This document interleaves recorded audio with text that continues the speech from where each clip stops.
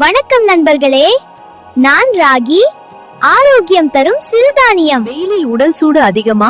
நான் ராகி, உடலை இயற்கையாக குளிர்விக்க உதவுவேன். அழுத்தம் அதிகமா? என்னை சாப்பிட்டால் உடலும் மனமும் அமைதியாக இருக்கும்.